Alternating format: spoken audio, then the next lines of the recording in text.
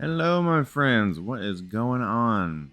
February and its rush of games is fast approaching, so I wanted to talk about something that I have been personally enjoying in January that is honestly like a warm hug from an old friend. And that is Freedom Wars.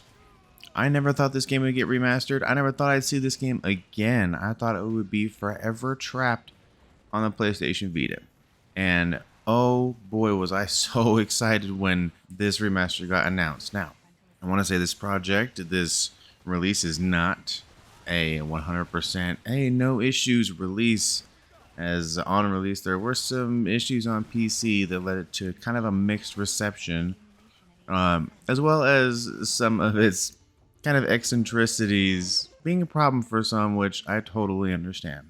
So, if you're not familiar with Freedom Wars, it came out on the PlayStation Vita, and it was one of the killer apps of the platform that some people bought the Vita for because it was one of the most unique looking games on there. I had already gotten a Vita because I had loved the technology and loved the console, but this game quickly became one of my favorite things to play on the PlayStation Vita. If you've ever played anything like God Eater or Monster Hunter or anything in that vein, you kind of know what you're getting into here. Except for this kind of flips the whole thing on its head with you being a prisoner. So this story is set in a kind of future where a large portion of the populace has just been cordoned off and named sinners, and they are basically told that they are a waste of resources from birth, and they need to work this normally like crazy large sentence, which is usually like a million years, I think, off over the course of their life, and work for their panopticon, which are these different branches of this prison, in order to kind of, in their superiors' eyes, be a worthy waste of resources. I think a character said. Vital signs indicate advanced fatigue. Ability to contribute effectively will be impaired. Initiate rest period. You do not have the right to recline. Your sentence has been extended.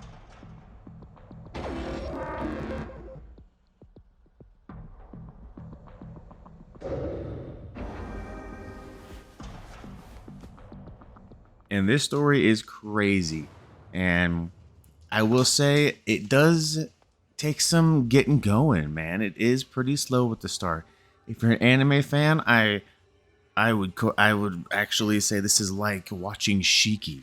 If you've ever watched the show Shiki, it's a great horror show about vampires. But my goodness, it almost lost me in the start because it has the slowest start ever for horror anime. That thing took like 5 or 6 episodes to get going. This kind of feels the same way. However, in place of story, you have these weird things that are happening, getting you kind of used to the world. When you first are introduced to the prison, you're walking around, you're constantly getting thrown more years on your sentence for doing random things. You sprinted for more than 3 seconds. Bam! 3 years or 10 years onto your sentence.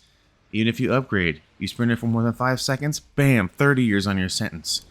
Like, it's so over the top, but it's so interesting that, should, well, I say should, but at least for me, it carried me through the slow start of the story. When the story starts getting going, it's still a little tropey at times, but it is much better than the first, I would say, like fifth of the game really dictates and shows. It does get going, and I do like the characters, and I especially love the combat and weapons. Enemy abductor localized. Advise immediate fulcrum resolve.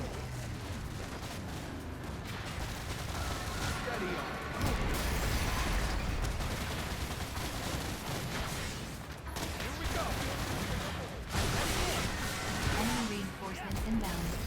Prepare to engage. Teamwork prevailed. That's how it's done. Enemy abductor destroyed. My hat to you.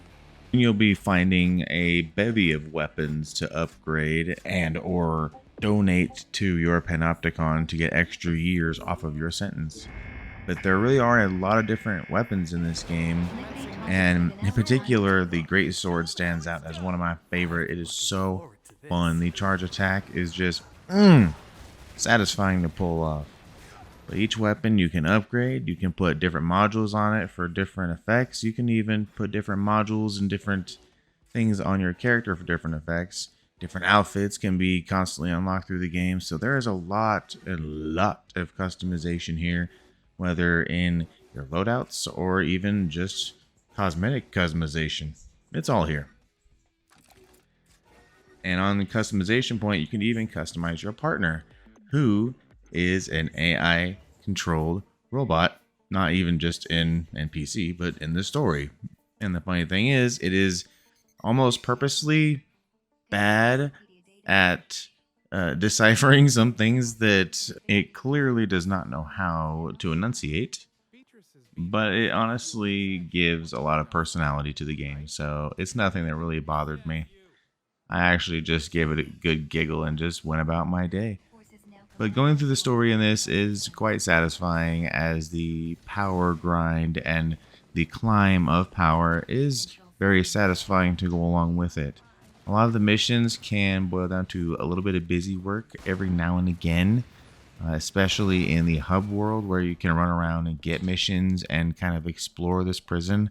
And I use the term explore loosely because there are just a handful of areas in different levels of this prison that are pretty similar, and what areas there are very little because this was a Vita game, and so it wasn't huge areas we're talking about here. Some of the drawbacks from being on the Vita do show through when you're playing on a higher end hardware and after being out for so long. But honestly, with how the game is, the size of each area didn't really get in the way. It was just a visual product of the time, similar to how you play the first Kingdom Hearts after playing the second one and realize all the worlds are teeny tiny in comparison. But I strongly urge people to go out and give this a try, because at the least, Freedom Wars deserves your attention. And at the most, I can cross my fingers and hope that we are given a sequel, because I would love the systems in this to be like evolved on and seen as a full console release in this day and age. I think that would be truly something special.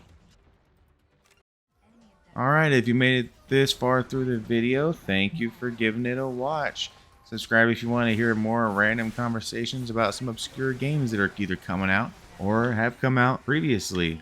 I love having conversations about games, whether it's new and old. Comment below on what you think about Freedom Wars if you've played it, or what stops you from giving it a try, if anything. Because I do think it's just the kind of original title that people are kind of craving these days. Anyway, talk to you on the next one.